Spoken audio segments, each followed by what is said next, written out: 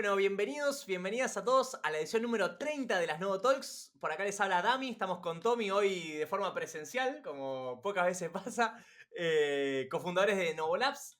Y hoy tenemos el placer de conversar con Max, que es un súper referente de todo lo que es el ecosistema tecnológico acá en Argentina. Fue cofundador y CTO de Cico FXP, una de las comunidades más grandes de habla hispana, que llegó a tener como 20 millones de visitas mensuales, que ahora nos va a contar bien la historia. Seguramente muchos de acá googleando, recién hablábamos con Max, les ha salido de alguna forma el foro con las preguntas y hemos tenido muchas soluciones gracias a ellos.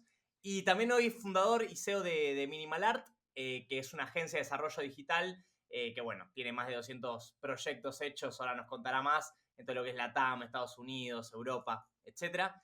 Así que bueno, Max, un lujo y un placer tenerte por acá. La primera pregunta es ¿cómo estás? ¿Cómo te encuentra el día de hoy? Bueno, ante todo, gracias por invitarme. Un placer estar acá. Bien, muy bien. Contento que está volviendo el calor acá en Buenos Aires. Pues la verdad que el frío lo estaba sufriendo un poco. Así que, no, bien, bien. Bien contento. Espectacular. Después de la Eh, ola de frío de estos últimos días, se hizo desear sí, un poco. sí, no fue tan crudo este invierno, pero pegó un poco. Así que, no sé si yo estoy más viejo y me pega más. No sé. La edad, viste, a veces te juega. Eh, Total. y como Bueno, decías, Psico FXP lo conocía mucho por el Foro Naranja, porque el nombre no te ayudaba ni un poco. es De difícil. Después hecho, te voy a preguntar de dónde sale el nombre porque PsicoFXP te como... lo puedo responder ahora porque me voy a olvidar si no. Psico, Psico era el nick, porque en esa época se usaban nicks, no se usaban los nombres. Los nombres vinieron después con Facebook, pero la gente en internet usaba nicks. Eh, y el nick era de mi socio, Ismael Briasco, que era su nick, era de Psico, ¿no? Y FXP es un protocolo, File Exchange Protocol. Es un protocolo de intercambio de archivos, que era un protocolo entre FTP, sí, me imagino que muchos FTP saben lo más que conocido, es sí. para subir archivos a servidores y demás. Pero vos para compartir entre servidores, lo hacías por FXP, por ese protocolo. Porque en esa época, la nube y todo eso no existía. Estamos hablando de fines de los 90, principios de los 2000.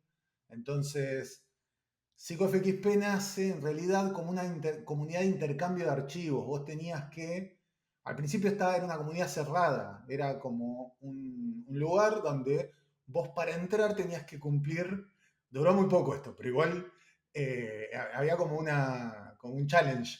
Tenías que hidratar, llamémoslo de esa forma, algunos servidores con ciertos materiales para disponibilizarlos al público y digamos, y si pasabas ese challenge, te admitían dentro de la comunidad. Entonces al principio era una comunidad, no te voy a decir hackers porque era un montón, pero de gente que estaba muy interesada en la tecnología y y en esas prácticas, ¿no? Con los materiales que había disponibles, que había, en internet había, pero bastante desperdigados. Entonces, si vos te interesaba eso, bueno, nada, podías pertenecer a la comunidad. Después de un tiempito nos dimos cuenta de que creo que fue uno de los descubrimientos más interesantes, que es, y más obvios, que al que le gustaba hacer eso, también le gustaban los libros, o le gustaba el fútbol, o le gustaba la música, o le gustaba cocinar, ¿viste? Le gustaba. Entonces, en principio abrimos PsicoFXP para el público y después lo empezamos a abrir foros para cada una de esas temáticas. Llegamos a tener como 250 foros, desde Windows, ponele, digo, por decir Sí, uno que sí, me sí. acuerdo perfecto, que es una comunidad muy activa de Windows, cómics, teníamos una comunidad súper activa de cómics, de hecho íbamos a eventos y a convenciones y demás, aeromodelismo, después pasando Aeromodelismo. por filosofía, política, el foro de política era un caos. Eh, Hoy lo seguiría haciendo también. hoy sería imposible, me parece. Total. Pero en esa época pre-grieta no era un caos en realidad, era, ¿viste? La gente que le gusta discutir de política, le gusta discutir. Y los threads, los artículos que se publicaban eran larguísimos. Entonces, bueno, teníamos una comunidad muy, muy, muy activa de personas. Llegamos a tener casi 4 millones de usuarios registrados y sí, 20 y pico de millones de visitas mensuales. Era una época, o sea, una época pre-redes sociales, ¿no? Estamos hablando. Tremendo, tremendo. Che, Maxi, y nada que ver, me voy a desviar un poco de la idea de la charla, pero para preguntarte, ¿siguen teniendo esa información en algún lugar o ya mataron todo? No, digamos, no está público, tenemos un Vault guardado. Volver a levantarlo sería. Tenés que volver 73 tecnologías para atrás, ¿no? Claro. Porque pensá que No, 5FXP porque. cerró hace 12 años. Eh, entonces, era un foro, el foro estaba hecho en PHP.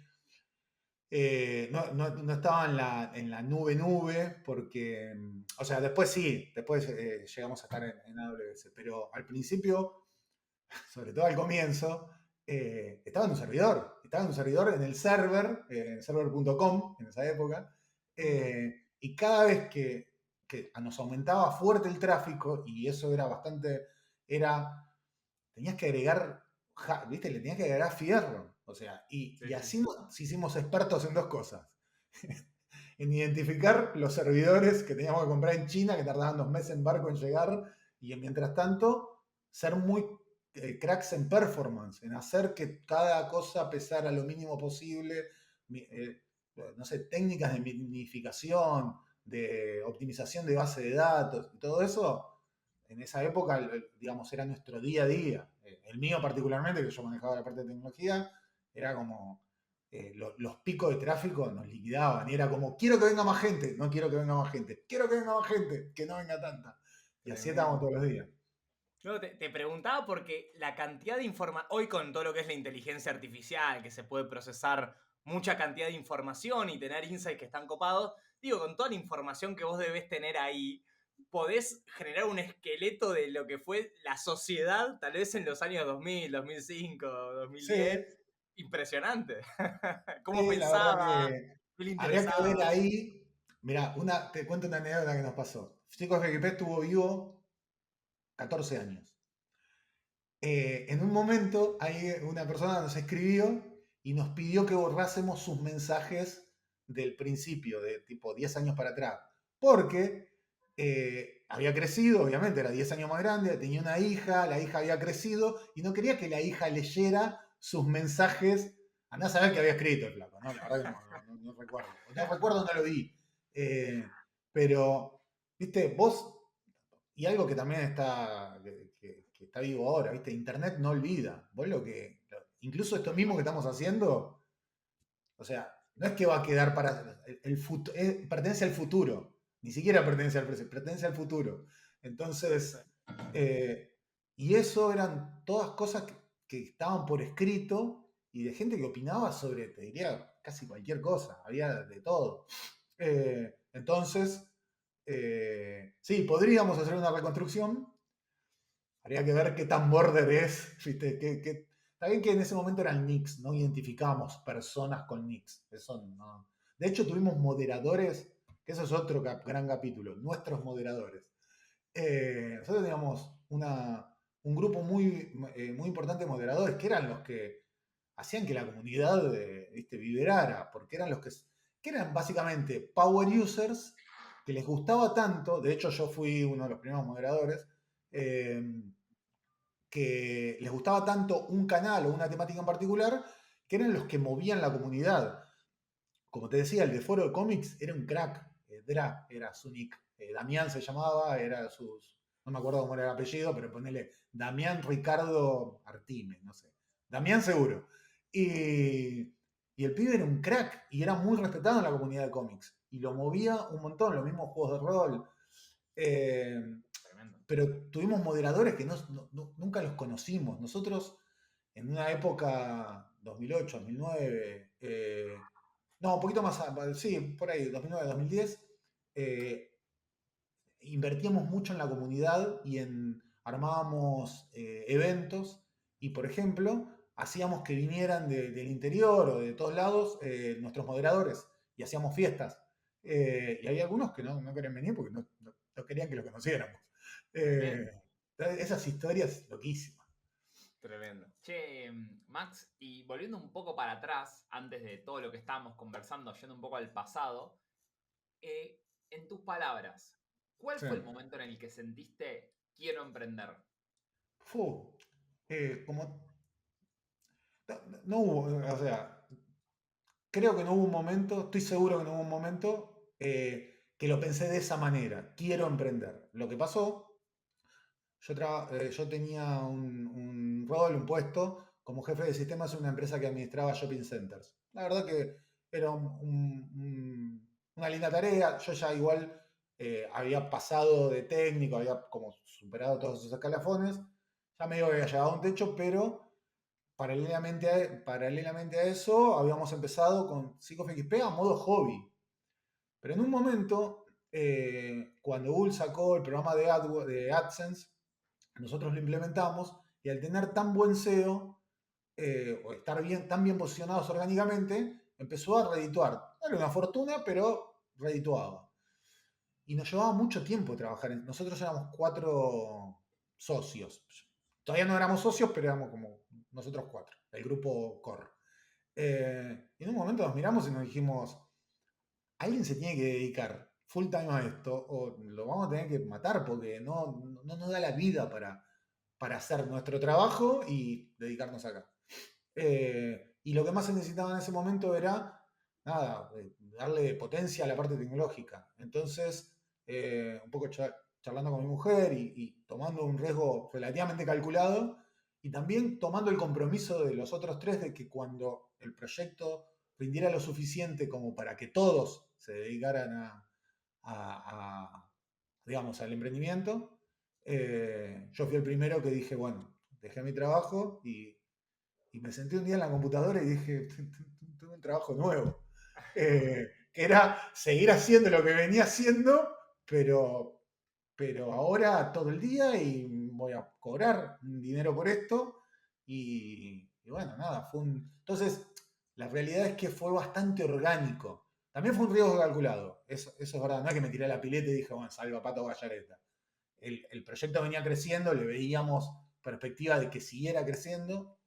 Mi mujer es docente, era docente, y entonces como que justo yo había nacido mi hija, entonces teníamos una hipoteca, entonces teníamos ciertos riesgos financieros, pero también teníamos, digamos, ciertos cálculos de que si todo iba mal, podíamos solventarlo. Pero por otro lado, algo que yo después con el tiempo voy pensando que es medio un factor común en los emprendedores es el tema del coraje, ¿viste? Si no tenés coraje, y coraje no es tirarte a la pileta sin ningún tipo de salvavidas. Para mí es el riesgo calculado, pero tenés que dar el paso al frente. Entonces fue un poco eso. Total. Y encima en ese momento, ¿qué año era más o menos? Eso fue exactamente 2005. 2005, claro, no, ni siquiera se hablaba, creo que de emprendimiento como tal, no había No, de hecho, referentes. la palabra emprendedor seguramente existía y muchos la usarían. Yo no recuerdo haberlo usado en esa época, para serte honesto. No es que yo dije, voy a ser emprendedor. De hecho, yo cuando era chico no pensaba en ser emprendedor, pensaba en ser carpintero. Después quería ser contador, sí, estudié administración de empresas, después me tiré más a la pata técnica, porque de hecho, esto ya es un tema, una historia más personal, pero yo tuve computadora de grande, yo no tuve computadora de chico. Entonces, yo todo lo que aprendí, lo aprendí como de grande. Entonces, no me imaginaba ir por el lado de la tecnología. Eso vino todo mucho después. Pero eso también, digo, es algo que lo lees en los libros, ¿no? Nunca es tarde. Bueno, en mi caso, yo llegué tarde a la tecnología, pero bueno, me digo que le agarré el ritmo, ¿viste? La agarré funcionando, pero le agarré el ritmo. Tremendo. Y ahí, Max, una vez que decidiste un poco dar ese salto a... No al vacío porque ya había algo, pero bueno, sí era un salto y arriesgarse hacia algo que uno tiene fe, obviamente, que va a funcionar, pero no tiene nada de garantías.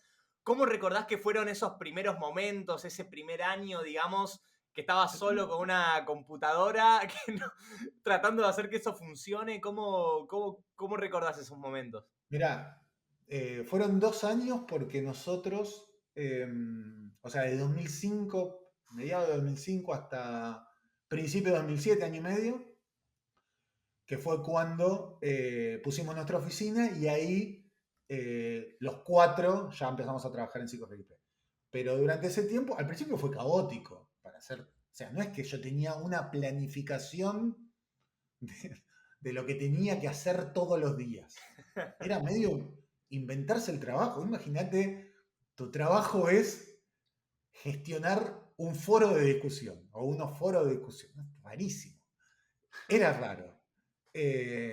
Entonces, sí, había 3 o 4 cosas que vos tenías que nosotros sabíamos que teníamos que estar mirando, y yo puntualmente, que era el encargado, que funcionara tecnológicamente, que no se cayera, que las publicidades se mostraran, porque nuestra forma de ingresos era la publicidad. Y después, pero también había días que me iba en lo que nos había llevado a crear eso, que era la comunidad, las discusiones. Y las discusiones hablo de las conversaciones, ¿no? Porque no es que todo el mundo discutía. Las conversaciones, las iniciativas, los eventos, yo qué sé. Entonces al principio fue un poco caótico. Aprendimos a ser emprendedores emprendiendo, ¿no? No seguimos un manual, no leímos libros, los libros los leímos todos después. No, pero es verdad. Todos después leímos libros, fuimos a cursos, no sé, fuimos a Endeavor, hicimos todo eso, todo después. Al principio fue nada, bastante orgánico, por llamarlo de una forma coloquial. Y ahí, Max, ¿qué fue lo más loco que te acordás que tuviste que hacer para mantener el foro funcionando? En algún momento así de mucho uso. Hicimos cada cosa. Hicimos cada cosa buenísima, hicimos cada cosa que no funcionó. Te voy a contar una que no funcionó. La premisa era, che, tenemos tanto tráfico, tenemos que poder vender por acá. O sea, más allá de la publicidad, tenemos que poder vender. Cualquier cosa que pongamos, se tiene que poder vender. O nosotros no sabíamos vender, o sea, no de esa manera, o a la gente no le interesaba lo que teníamos para vender. Entonces, una vuelta, no me acuerdo quién era, que tenía un emprendimiento de remeras personalizadas, ¿no?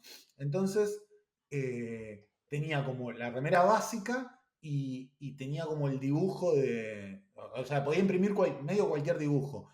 Pero él lo que no tenía era como muestras. O sea, era, bueno, mandame tu dibujo o lo que quieras poner y te lo imprimo. Entonces se nos ocurrió que teníamos que hacer como algunas muestras. Yo no soy diseñador, pero estuve tipo una noche, hice 200 modelos de remera para mostrar como un catálogo de remeras para vender. No vendimos ni una, pero ni una. Entonces, digo, también entender a veces, o sea, podríamos verlo, si en ese momento hubiera leído de Lean Startup, me hubiera dado cuenta de que por ahí con 2 me hubiera dado cuenta de que había internet, pero no lo había leído, entonces hice 200 remeras y no vendimos ninguna. Digo, esa fue una que me acuerdo ahora. Seguramente hice un montón más, pero una de las cosas que Más hacíamos era. técnicas, digamos, cosas así más de desafíos que tuviste vos más como CTO de, no sé, por tirar cualquier cosa. Se desbordan los servidores de tráfico, de transacciones y que tenés que salir al rescate como un bombero. Una vuelta hubo un bug en la plataforma de foros que usábamos, que era Bulletin, era una plataforma con licencia, y había un bug y un moderador, no sé bien cómo, honestamente no sé bien cómo lo hizo todavía, pero agarró todos los mensajes de todo el sitio y los metió todos en un foro privado. Te estoy hablando de cientos de miles de mensajes. O sea, cientos de miles de conversaciones distintas. Entonces, me encontré una mañana con que el foro estaba vacío. Y estaba todo. Entonces, si vos mirabas la base de datos, identificabas por el ID, digamos, por otro dato, a qué foro originalmente hubiese pertenecido. O sea, teníamos tipo 150 foros vacíos y uno solo con 400.000 mensajes, 400.000 conversaciones, con todos sus mensajes. Entonces, nada, me pasé con otro chico, nos pasamos. Ah, llevamos, ¿viste la computadora físicamente? Fuimos, la pusimos arriba de una mesa, porque no. El CPU con el monitor, con el teclado, con todo. Y nos pusimos a tirar queries a la base para recomponer todos los mensajes a sus respectivos foros. Tuvimos todo un día con eso, una locura. Esa fue algo. Eso nos pasó una vez, tipo Black Swan. Después pusimos ciertos mecanismos de seguridad para que no nos vuelva a pasar. Eh, pero después eso de los picos de tráfico, nos pasaba esto. El dueño del server, Joel Chornik, era un pibe muy crack, técnicamente. Programaba en nano, en consola. O sea, ya existían los IDE, pero él programaba en nano. Y, Movía la y él, electricidad con la mano, ¿viste? sí, no, era una cosa. eh, y ellos tenían como sistema operativo Slackware, que es una distro de Linux complicadísima. Pero bueno, tenía que ver con la performance y demás. Y yo la tenía muy clara con tema performance. Entonces, un montón de días me iba yo a la oficina del server y me sentaba ahí con él y codeábamos y yo aprendí un montón. Yo de él aprendí un montón. Eh, y, y era siempre, viste, medio repetitivo el cuento, pero es cómo hacer con los recursos que tenés, optimizarlos al máximo posible para evitar tener que estar poniéndole fierro todo el tiempo.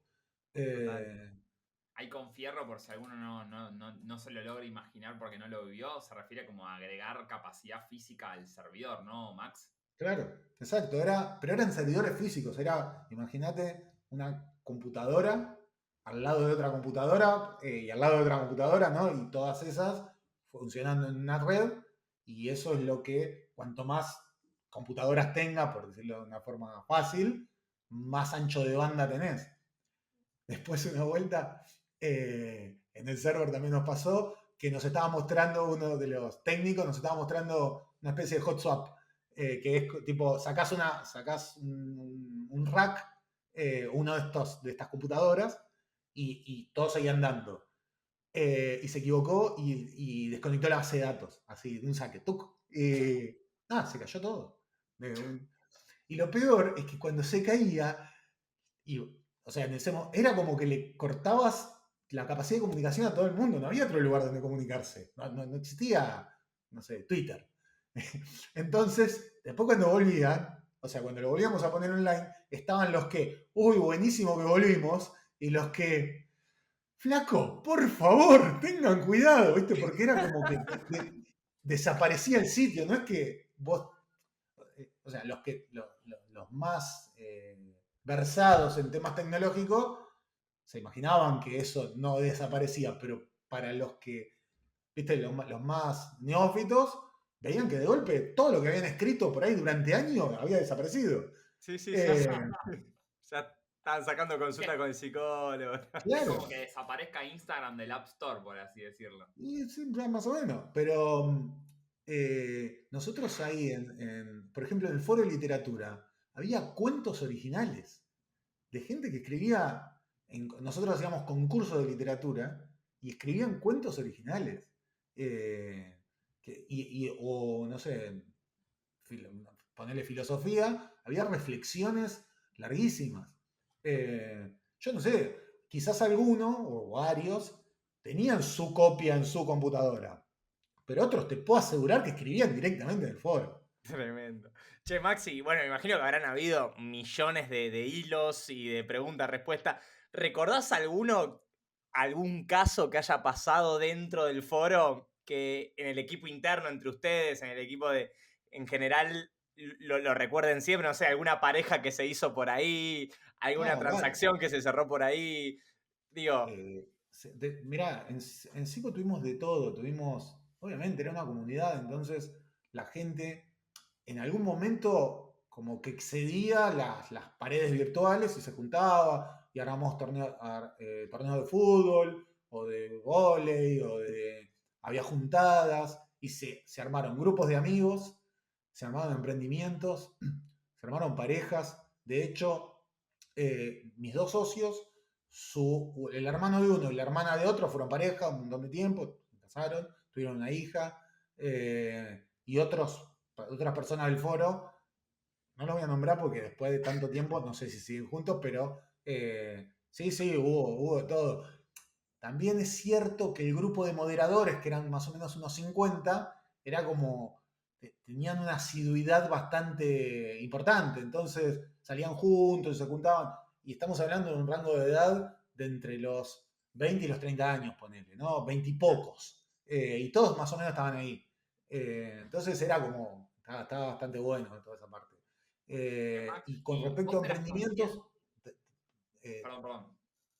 no, te iba a decir, Taringa, por ejemplo, no te digo que nació en PsicoFXP porque sería una falacia, porque no me consta, pero sí, cuando recién inició el proyecto, lo comentaron en PsicoFXP como para que la gente lo vaya a ver y demás. Taringa después fue la evolución de PsicoFXP, ¿no? Eh, pero en un primer momento era un proyecto muy de nichito. Eh, Así que sí, creamos, vamos, era una comunidad y eso para mí fue súper interesante y eso sí lo mantuvimos hasta el final. La comunidad, eso le dimos siempre mucha bola. Y antes de hablar bueno, cómo fue el cierre, te quería preguntar si en ese momento vos eras consciente de todo lo que estaba pasando. Eh, no, hay cosas que las ves con el tiempo, y a veces te come el día a día y a veces estaba más preocupado porque no se me cayeran los servidores que porque, no sé, la Sí, por comunidad. disfrutar. Pero sí, cada tanto parábamos un poco la pelota y tratábamos de ver lo que habíamos construido. Y de hecho tenemos algunos recuerdos. Nosotros todavía cada tanto hablábamos los cuatro, más allá de que emprendimos caminos distintos, pero hablamos y tenemos muy buena relación. Nosotros, por ejemplo, hicimos 3 fiestas en barco. Nosotros No, poníamos nuestro... ¿En serio?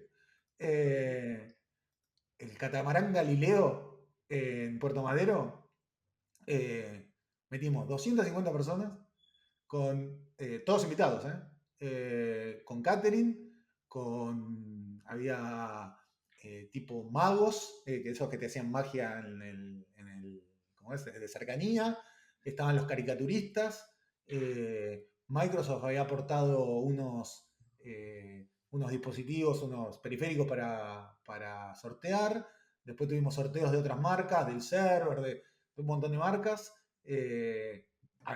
bebidas, de cursos, obviamente, y salió el barco de Puerto Madero, dio unas vueltas y volvimos toda la noche. Estuvo buenísimo. 3 hicimos de esas. Después tremendo. cerramos museo.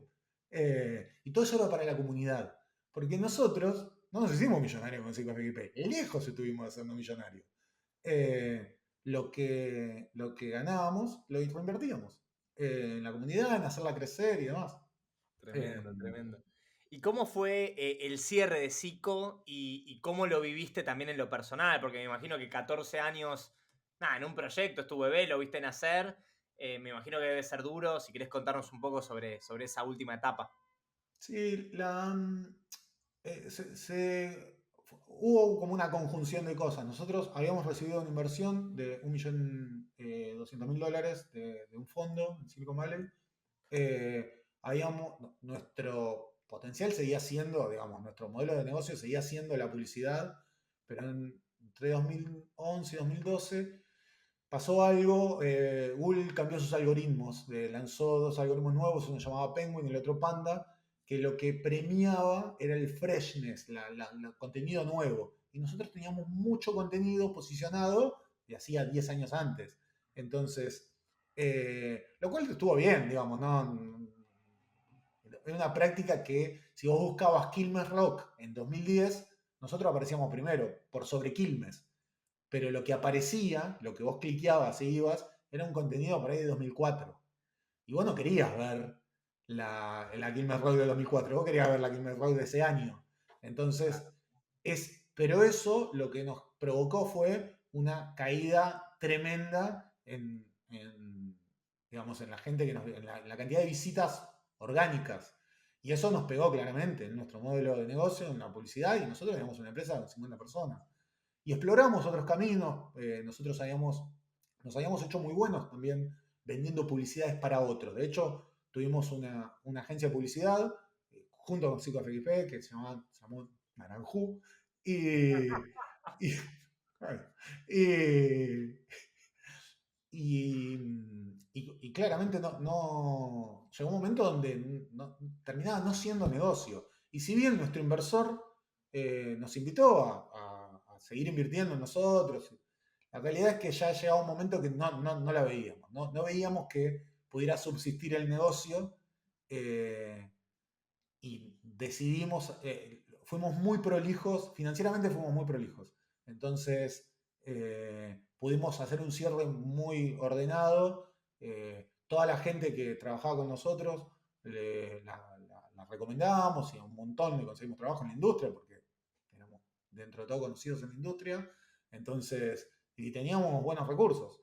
Entonces hicimos un cierre prolijo. Lo vivimos como el cierre de cualquier proyecto. Al principio cuesta tomar la decisión, pero una vez que la tomás, tenés que ejecutar.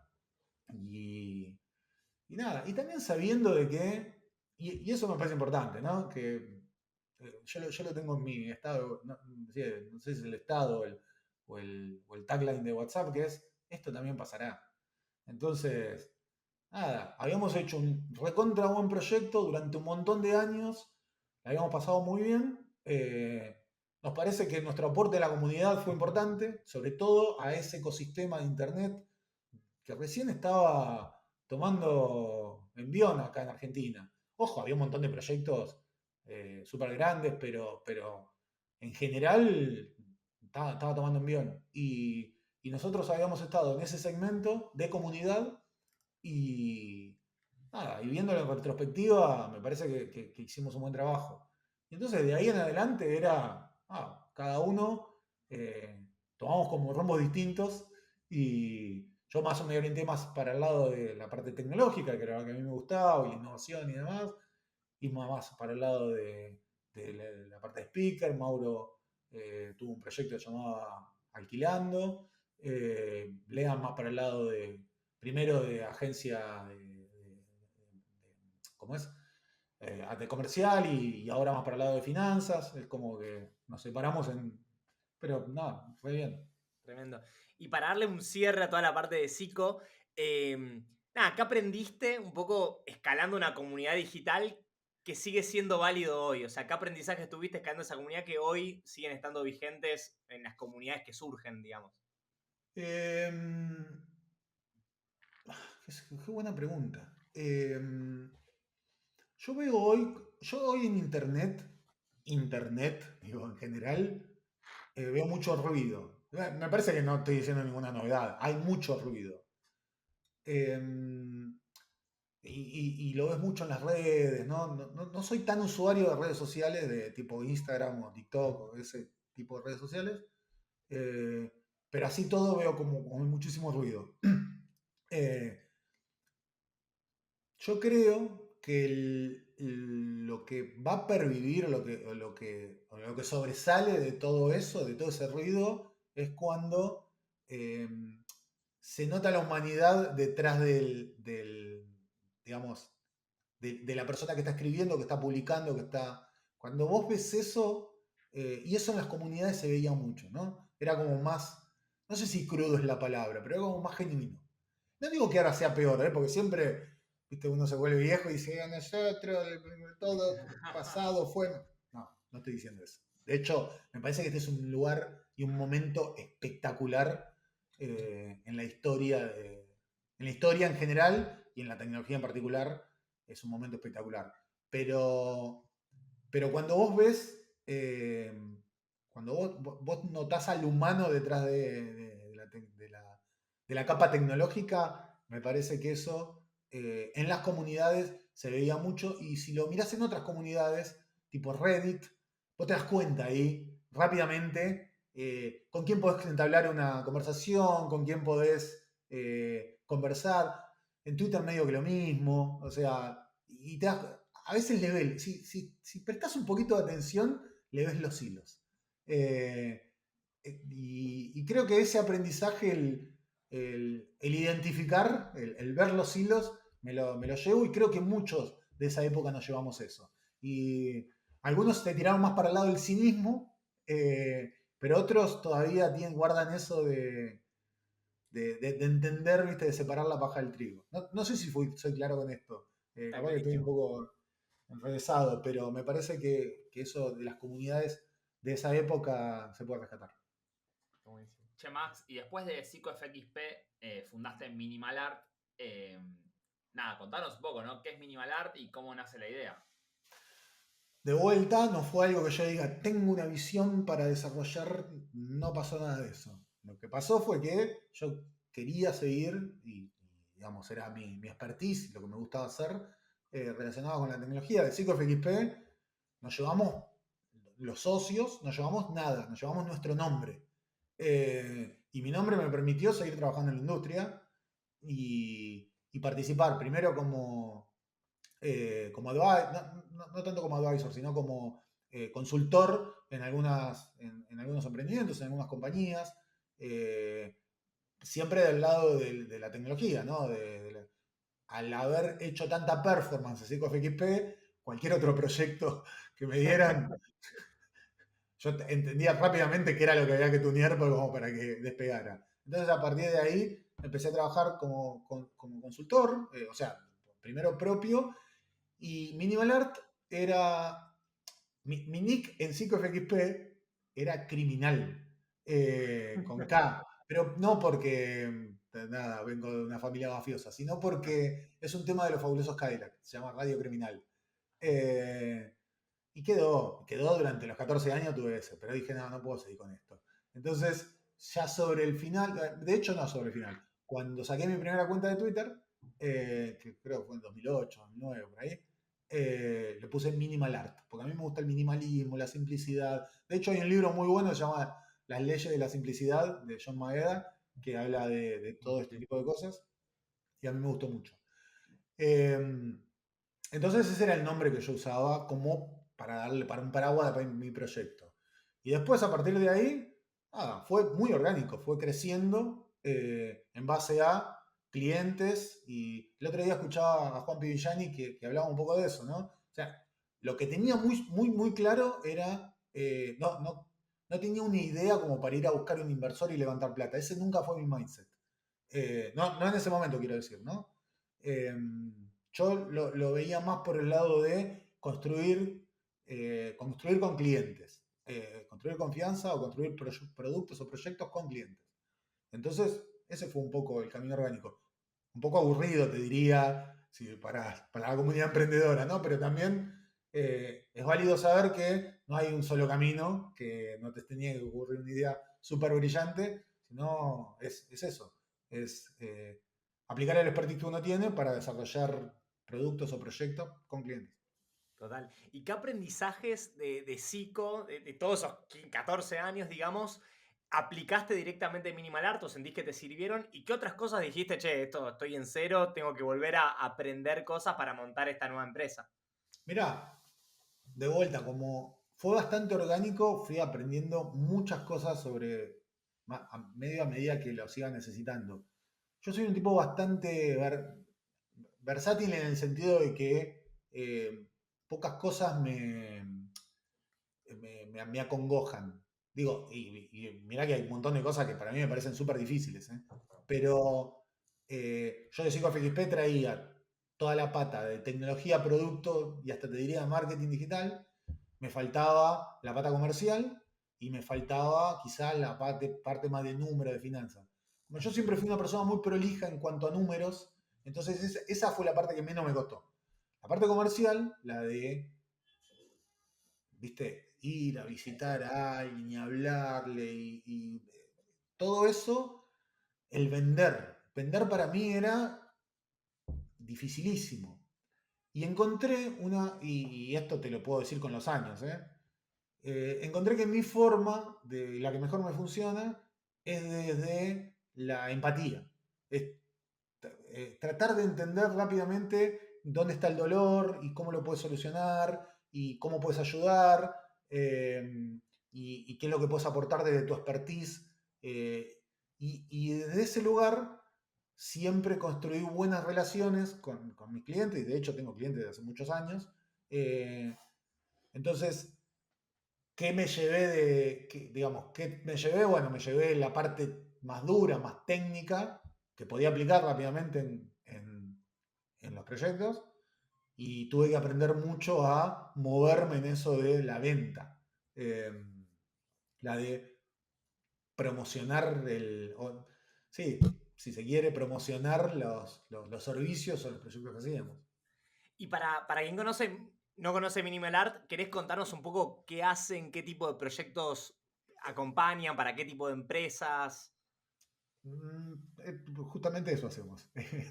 Nosotros acompañamos a las empresas en la evolución de su operación digital. Y digo acompañamos porque ni los empujamos ni los tironeamos, los acompañamos.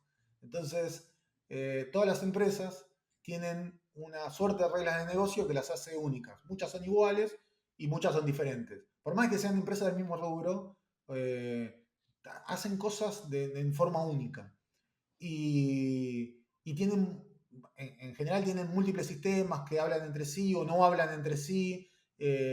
Y si bien nuestra pata más fuerte tiene que ver con el e-commerce, con las plataformas de e-commerce, entender cómo son esas reglas de negocio y entender cómo son esos distintos actores, tanto humanos como materiales, me refiero a sistemas, no sé, ERP, CRM, no sé, PIM, un montón de todas esas plataformas, entender todos esos ecosistemas y poder ayudarlos a que en lugar de ser cosas aisladas, sean un ecosistema digital, lo que nos permite y lo que tratamos de hacer es acompañarlos a lograr eso, que no es la transformación digital, porque transformación digital es como, vengo a darte un curso de transformación digital, que lo cual es súper válido, pero no hacemos eso. Ahí quiero hacer doble clic, Max, porque digo, es una propuesta de valor que tiene todo el mundo, la de te ayuda a transformarte digitalmente, bla, Sí, bla, no, bla, bla. Y por más que vos seas diferente, es muy fácil que caigas en esa bolsa de los que sí. hacen lo mismo que todos. Entonces, ¿cómo hiciste y cómo haces vos para lograr hacerte a un costado y que no seas otro consultor de transformación digital más? Es que no somos consultores, porque no hacemos consultoría. La consultoría en realidad te la regalo. Lo que nosotros hacemos es desarrollamos, o sea, llevamos a la acción eso que decimos que hacemos. No te decimos cómo hacerlo, lo hacemos. Lo hacemos con vos. A veces, y si no hace falta que vos participes, porque no tenés el equipo, porque no tenés el tiempo, eh, no es fácil, porque es exactamente eso que acabas de decir. Es difícil a veces, y de hecho me lo dijo un cliente hace un tiempo. Me dijo, es difícil vender lo tuyo, vender lo que ustedes hacen, porque hasta que no lo experimentas, no, le ves, no se termina de ver el valor de... pero bueno, a esta altura, después de 5 años de haber empezado, por ejemplo, un gran proyecto como Arcor en casa, y después de 5 años trabajando todavía con Arcor en múltiples proyectos con ellos, tenemos ciertas credenciales que podemos mostrar quienes nos respaldan. Totalmente. Para alguien que empieza, que me imagino que hacia ahí va la pregunta, es muchas veces tenés que hacer cosas incluso, no te diría pérdida, pero a costo. Es decir, vos tenés que ganar el cliente. Total. Y a mí me parece, hay múltiples formas de lograr eso, desde el convencimiento o desde la mía es en la demostración. Yo primero te muestro cómo lo hago, con quién lo hice. En este momento te puedo mostrar para quién lo hice y cómo lo hicimos. Pero si no lo hubiese hecho nunca, digo, muy probablemente trataría de ganar ese primer cliente, ese primer win, que incluso yo no costo.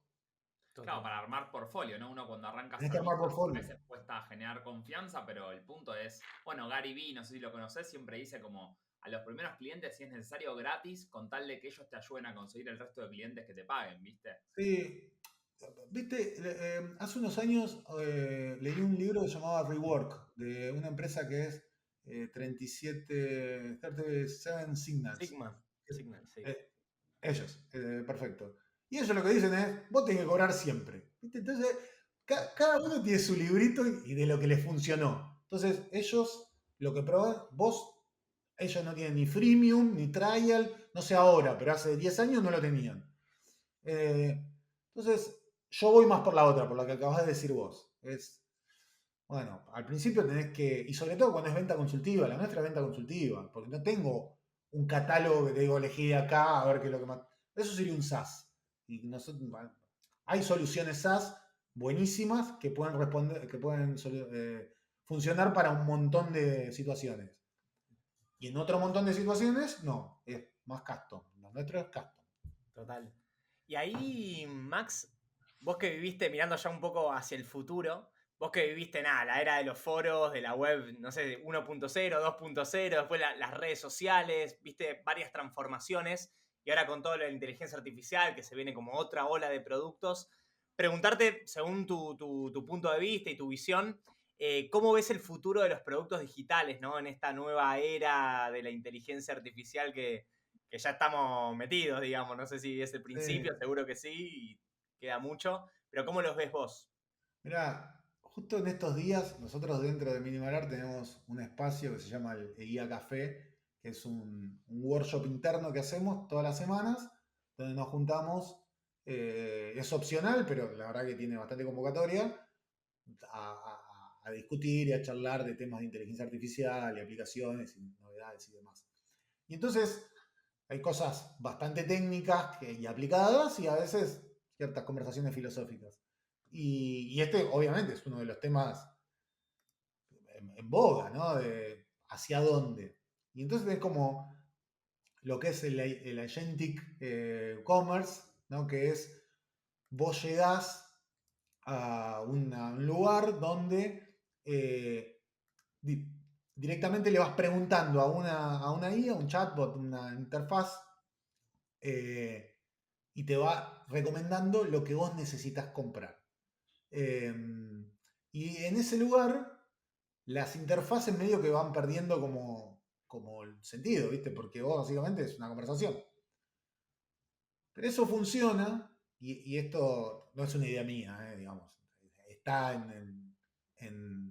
está en boga ahora y también lo charlamos hoy. Hoy justo lo hablaba con uno de los chicos que trabajaba con nosotros, Matías, nuestro director de producto, y él me decía esto, ¿no? Decía, eso funciona cuando, cuando vos sabés lo que querés. Vos sabés que querés una remera roja entallada de algodón. No Entonces te para voy a recomendar la descubrir, mejor. ¿Eh? no para descubrir. Claro, después está la otra parte que tiene que ver con el live shopping y tiene que ver con un poco la compra impulso. Vos hay cosas que si vos no las ves, no las vas a comprar jamás, Claro. porque la venta funciona en gran parte inyectándote la idea de la necesidad. Entonces, y lo que es compra impulso funciona un montón en retail, ni hablar, y en la vida física, digamos, supermercados y demás. Por eso vos, al final de la góndola, tenés un montón de estupideces que, viste, antes de llegar al carrito tenés los chicles, las pilas, todas las cosas que vos no vas al supermercado pensando que tengo que comprar chicle. Eh, entonces, tenemos como, y yo creo que las dos van a persistir, ¿no? Por un lado, el comercio va a evolucionar, o sea, sin ninguna duda. La inteligencia artificial o las interfaces en sí, en algunos lugares, yo lo pienso y también lo hablaba con alguien de nuestro equipo, el tema de las interfaces. Hoy el vibe coding hace que vos codees en un IDE, en realidad ni siquiera que codees, que lo vayas escribiendo y te vayas generando el código, qué sé yo. Pero en algún punto, y esto sí lo puedo agenciar con una idea propia, que es, en En algún punto todo eso va a desaparecer, o creo yo que va a desaparecer, porque no es necesario. Porque vos, cuando vos estás escribiendo código JavaScript, no estás escribiendo lenguaje máquina. Vos asumís que tu código JavaScript que estás escribiendo, después en algún momento eso se va a traducir en unos y ceros y vos confías de que eso va a suceder. No te pones a mirar el código fuente a ver si lo que vos escribiste se tradujo correctamente. En algún momento no va a ser necesario que escribas ni siquiera en lenguaje de alto nivel. Simplemente que vos elabores la necesidad y confíes en que la IA te lo va a resolver o lo que sea en ese momento. Entonces, yo creo que en algunos lugares esas interfaces van a desaparecer, en otros lugares se van a transformar, como esto del live shopping que te decía, y en otros lugares van a mutar hacia otra cosa. ¿Hacia dónde? Y es la respuesta del millón, no la tenemos. Yo estoy súper ansioso por verlo.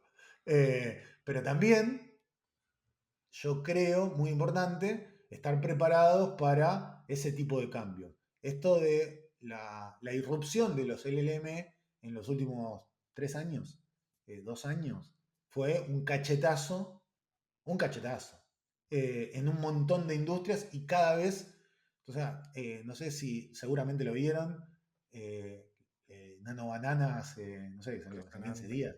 Es una locura. No, ¿qué es eso? Algo que era impensado. Para hacer imágenes con IA. Es como ChatGPT para imágenes. ¿Nano Banana se llama? Nano Banana. Sí, fíjate, hay unos ejemplos. De hecho, si quieren después les puedo pasar algunos links de algunos canales de De YouTube una. que están muy buenos. Y hay un ejemplo que tenés una chica y un vestido. O sea, el vestido es, nada, una foto de un vestido. Y una chica vestida de otra forma, ¿no? Con otra ropa, no está desnuda. Y entonces vos le decís, necesito que este vestido vaya a esa chica. Y la foto siguiente es la misma chica en otra posición usando el vestido que vos le dijiste. Entonces vos pensás que desde el punto de vista de comercio, la cantidad de pruebas que vos... Ustedes son bastante más jóvenes que yo, pero cuando yo era chico estaban los supersónicos. Los supersónicos eran como los picapiedra, pero del espacio, ¿no? Y entonces una de las cosas que hacían era, yo me acuerdo, no sé, un sketch, una cosa así, que creo que era la hija, que era una adolescente o una chica joven, se probaba vestidos apretando un botón, entonces le iban cambiando todo el tiempo vestidos. Y vos hoy, digo, con nada, pero nada de conocimiento técnico, subís una foto tuya y subís, no sé, 3, 4 outfits que te gusten y los podés ver en tu cuerpo, cómo te quedarían, cómo... digo, y eso rápidamente, pero muy rápidamente, va a pasar a ser el front de un e-commerce. O sea, que Totalmente. vos puedas rápidamente verte y que eso después te lo ofrezcan. Y me quedo en la superficie, las posibilidades son infinitas. Son Sí, infinitas. totalmente. Hasta te pueden empezar a mandar mails con outfits perfectos para vos, para una vez que tienen tu información ya cargada con tu cara, tu cuerpo, te empiezan a llegar ya las fotos de vos con la ropa puesta en lugares que te encantarían para que te imagines todo y toques comprar. O sea, el cielo Bueno, es mirá el que límite. rápidamente llegaste a esa conclusión. Justo hoy, Matías me decía eso. Si vos conocés a tu usuario, y hoy con la cantidad de interconexión y cómo se conectan todas las herramientas y también la información que vos le estás dando a cada uno de esas plataformas, te pueden decir, che, mirá que hoy es el casamiento de tu cuñada, esto elegí entre este y este. O se acerca fin de año, no te olvides. Y ya, ¿viste? Y ya con tu Digo, foto, ¿viste? Es como más claro, tentador imposible. sí, o mirate vas a ir a la playa, mirate cómo sería tu foto con esta No, vas a ir a ropa. la playa, no. Vas a ir a Cancún el 16 de diciembre. También, sí. Es tremendo. Entonces, digo, fíjate qué rápido llegaste a esa idea. eh, esto va a suceder. Va a Total, suceder. total. Y ahí, Max, Después va a estar el desafío de las empresas brick and mortar como para competir o adaptarse o subirse a este tipo de cosas, ¿no? Eh, Totalmente. y ahí, Max, vos de tu lado, ¿dónde ves la próxima gran oportunidad de emprender justamente en tecnología acá en la TAM, con todo esto que hablamos de la IA? ¿Qué cosas tenés ahí rondando en la cabeza últimamente? Ah, Es una. es una pregunta media killer, porque justamente yo soy todo lo contrario un visionario. No soy para mí es día a día, pero desde mi lugar, eh, yo creo que en todas las industrias va a haber una irrupción muy fuerte. En industrias incluso más tradicionales. Hoy justo hablaba con una empresa relacionada al agro, que están, obviamente hay un montón de innovaciones en el agro, eso ni hablar, hay un montón de startups que están trabajando en eso. Pero las empresas más tradicionales todavía tienen un recorrido y esto va a irrumpir en todas ellas. Yo creo que hay oportunidades en todos lados, en todos lados. Por eso decirte, miremos, no sé, el fútbol, por decir un mega hiper negocio mega millonario a nivel mundial. Sí, seguramente hay una oportunidad, pero si mirás un negocio más chiquitito, no sé, la venta de, no sé, ballenita para camisa, no existe más, ¿no? Pero digo, ahí seguramente también hay una oportunidad. Para mí hay oportunidades en todos lados. Total, está buenísimo. Che, Max, y para ir cerrando un poco la charla, te vamos a hacer unas preguntas. También la gente que está conectada, si quiere hacer algunas preguntas por el chat, después las levantamos. Con tu experiencia ahora en este nuevo emprendimiento, ¿no? Bueno, ya una empresa y tu experiencia en el emprendimiento anterior, ¿cuál crees que fue tus mayores errores, digamos, que cometiste y que aprendiste de ellos, ¿no? O si querés, el mayor error que te acuerdes que te dejó marcado. Mira, buena pregunta. Yo creo que cometí muchísimos errores, algunos obvios, digamos, en el sentido de que medio que no lo podía evitar y creo que si volviera a ese lugar volvería a cometer el mismo error sin saberlo, digo, ¿no? Eh, el workaholismo para mí fue un gran error. Porque uno piensa que, ¿viste la frase no tengo tiempo? ¿No? No tengo tiempo, no me da el tiempo, no me alcanza el tiempo. En realidad el tiempo es el mismo para todo, son 24 horas al día. La clave acá está cómo gestionás ese tiempo, a qué le dedicás. Yo durante muchos años fui muy workaholic al nivel de tipo acostarme todos los días a las 4 de la mañana y levantarme a las 9, o no sé si todos los días, pero muy seguido, o quedarme toda una noche programando. No ganas nada con eso, o sea, realmente no ganas nada. No digo que una vez no sea necesario por un deadline de un cliente, pero nosotros no trabajamos para un deadline de un cliente, trabajamos en nuestro producto. Entonces yo creo que lo que hay que hacer es administrar la energía, no el tiempo. El tiempo está como fijado. Vos lo que tenés que ser muy bueno, y creo que ese es el mejor aprendizaje que hice, y creo que ahora lo hago bastante bien, es administrando la energía. Hoy por hoy, como CEO de una compañía, tengo muchísimas reuniones, espacio de trabajo, y todavía me interesa seguir involucrado en la parte de tecnología y en las cosas que hacemos y hablando con los clientes y viendo el futuro y no la parte financiera, etcétera, etcétera. Y puede ser un poco overwhelming, ¿viste? En algún momento, pero digo, yo estoy bastante chill con eso porque aprendí ciertas técnicas y para mí esto, para cualquier emprendedor es como fundamental, poder tener una buena gestión de su energía y de su tiempo, ¿no? La organización personal, para mí todo parte de la organización personal. Si vos me decís, ¿qué consejo le das a un emprendedor? Organización personal. Ese es mi consejo. Porque si vos podés organizarte vos, después todo fluye. O por lo menos lo podés, por ejemplo, yo tengo inbox cero. Mi mail está cero. Mi WhatsApp cero. Pero no quiere decir que todo lo que me llegó ya lo tengo entregado, ni simplemente que hay ciertas técnicas. Digo, lo que puedo responder ahora lo respondo ahora. Lo que no es para ahora, lo esnuceo. Vos ya tenés herramientas en Gmail para decir, lo pospongo para contestar mañana o pasado mañana. No tiene ningún sentido que tenga mi bandeja de entrada con 400 mails en el cual tengo la factura para pagar dentro de 15 días. Ahora no me hace falta, le voy a pagar dentro de 15 días, me la esnuceo que me aparezca un día antes. Y ese tipo de cosas. Entonces, digo, como aprendizaje o como error grave, de vuelta, hubo un montón del día a día, ¿no? Pero como error grave, el workaholismo. No me ayudó, no me hizo más rápido, no me hizo más eficiente, no me hizo más inteligente. Y cada vez que hacía algo siempre tenía algo más para hacer. Entonces, y como aprendizaje, la gestión de la energía, más que del tiempo. Está buenísimo.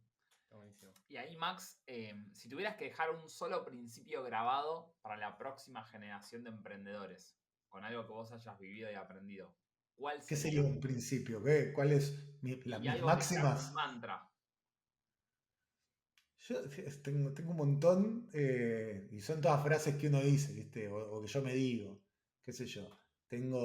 Esto también pasará, a mí me parece como valioso, porque uno a veces eh, piensa que las cosas que le pasan buenas son los campeones del mundo. Y las que le pasan malas son el fin del mundo. Y no es ni una cosa ni la otra. Eh, Después, esto que te acabo de decir, digo, a riesgo de reiterarme, ¿no? De administrar mejor la energía que el tiempo, administrar la energía en el tiempo. Estoy desviando la vista porque yo tengo una listita como es, de máximas. Algunas que son como muy personales, como tipo, no se puede decir. Te cepillarás los Pero dientes después de hacer caca. no, eso no. Pero, por ejemplo, tengo una pavada. Mi primera es algo que le digo a mis hijas. Esto no es una democracia. Tipo cuando se ponían medio caprichosas. Pero en general, si vos te pones a pensar, sobre todo para emprendedores que tienen que dirigir equipos, llega un punto donde tenés que tomar decisiones. Y a veces las decisiones no le gustan a todo el mundo. Y no le puedes estar explicando a todo el mundo por qué tomaste una decisión. Entonces tenés que decir, esto no es una democracia. Digo, ¿se entiende a dónde voy? Sí, sí, sí, sí, sí. Y a veces son decisiones que son incómodas y a veces son decisiones que parecen injustas. Vos las tomaste por algo, por una intuición o por un razonamiento. eh, y, y eso, vos como emprendedor y como, no sé, líder de un equipo de trabajo, de una empresa, tenés que saberlo, que a veces la decisión es tuya y de nadie más. Eh, qué sé yo. Te podría decir esa, tengo Está otras, ¿no? buenísimo. Y esto de Internet no olvida, que dije al principio, también para mí es cómo manejarte en un mundo hiperconectado, donde todo lo que vos digas no te pertenece a vos, sino le pertenece al futuro y a tus hijos, y a los hijos de tus hijos, y a los hijos de tus hijos. Fíjate que hoy hay gente que está siendo, no sé si cuestionada es la palabra, pero le levantan que un antepasado suyo era tal o cual cosa. ¿Sí? Lo habrán leído, no sé, o era racista, o era del partido nazi, o algo por el estilo. Y despegarte de eso, vos, no digo, esos son casos extremos, pero Sí, sí. cualquier cosa que uno, viste, hoy todo el mundo te opina de cualquier cosa. Eh, Despegarte de eso después es muy difícil, porque vos no sabés lo que va a pasar dentro de 20 años. No lo sabés. Entonces hoy escribir en Twitter, fulano se tiene que pegar un tiro en la cabeza porque la verdad que le está haciendo mal a, no sé, el país, el equipo de fútbol, el partido, lo que sea tu... Cuando vos decís eso, lo estás escribiendo para el futuro. Dentro de 20 años, quizás no, probablemente no, pero capaz que en algún momento alguien te lo va a reclamar o te lo va a hacer saber. Entonces tenés que tener muy cuidadoso con lo que escribís. Está buenísimo, está buenísimo. Che, y Max, para ir cerrando con una del público, que la voy a reversionar un poco, la que dice José, que es, ¿qué primer paso me recomendás para tener esas 20 millones de visitas al mes en mi página de YouTube?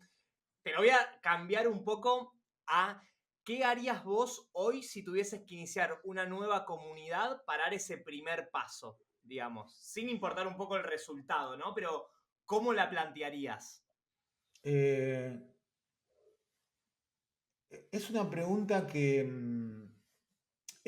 no es difícil de contestar, es fácil de contestar. El tema es que eh, crear una comunidad es muy difícil.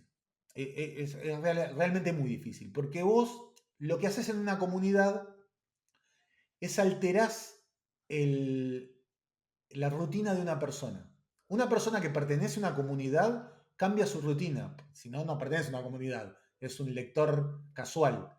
Una comunidad es alguien que participa. Nosotros teníamos una regla que era el 90-9-1, que era 90 te miraban, 9 comentaban, 1 generaba contenido, ¿sí? No sé si era tal cual, pero era como, digamos, funcionaba bastante bien ese número. Entonces, vos para poder generar una comunidad, primero que nada le tenés que dar a otra persona algo que le interese. Y le tenés que dar interacción, porque si no, la persona que pregunta por una comunidad de YouTube. Yo la verdad que no tengo experiencia en contenido audiovisual y cómo generar una comunidad en YouTube. Yo sabía cómo hacerlo de otra forma, ¿no? En textos y demás. Pero me parece que el caso es el mismo. Vos le tenés que dar algo, interacción. Y yo por lo que veo, que yo miro bastantes canales de YouTube, lo que hacen muchos es tener un feedback constante con sus usuarios. Y después es tener y esto no solamente para comunidad, sino te diría para casi cualquier cosa, mucha prueba y error, qué te funciona, qué no te funciona, y, y yo te diría ser genuino, ser lo más genuino posible. Totalmente. Max, y ahí para ir cerrando, ¿algún libro, autor, algo que en algún momento hayas leído? Digo, me imagino que habrá muchas cosas que te habrán partido la cabeza en momentos distintos de la vida, pero alguno que Sí, lo recuerdes con cariño, que lo quieras recomendar. sí, pero no es de ficción, no es de no ficción, o sea, no es un libro para emprendedores. Vale todo, así Yo que... leí, yo leí mucho, creo que muchos de los que vienen acá leyeron mucho, pero a mí me gustaba, y sobre todo porque no tenía computadora, así que leía un montón. De chico leí muchísimo. Eh, y hoy, autores de hace 100 años, tipo Isaac Asimov, esos eran visionarios. O sea, digo, ese es uno de los visionarios. Yo recomendaría que lean a Isaac Asimov, o Ray Bradbury, o Arthur Clarke, entre otros millones de cosas que hay para leer y que recomiendan acá mismo en Novotalk. Pero digo, si quieren salirse de la ficción, de la no ficción, perdón, ir a la ficción, autores de ciencia ficción clásicos, Isaac Asimov los va a sorprender. Es más llano, más plano en su forma de escribir. De los actuales, me gusta mucho Brandon Sanderson. Tiene más que ver con la fantasía, con la épica fantástica. Pero de ciencia ficción pura y dura, me gustaba mucho Asimov. Me encanta, me encanta. Y nada, y para terminar, Max, así como vos fuiste convocado por otro invitado de las Novotalks, ahora te cedemos a vos la posta para que vos puedas nominar a alguien que creas que, ahora que conoces el espacio, puede venir a pasar un buen momento con nosotros y aportarle a toda nuestra comunidad. Mira, buena pregunta.